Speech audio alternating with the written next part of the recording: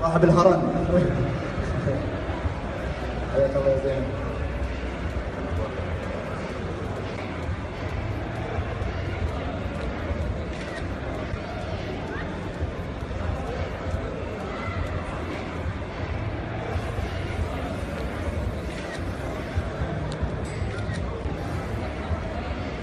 طبعا أولا أشكر طويل العمر على مشاركته وتواجده في هذه الفعالية.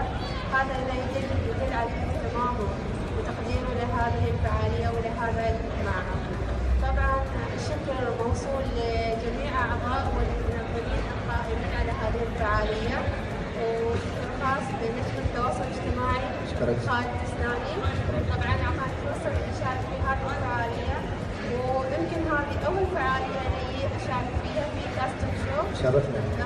اللي شفت فيه شيء يعني فوق الإبداع، تميز، موهبة، يعني شيء لا يدل على يعني ما أدري شو أقول.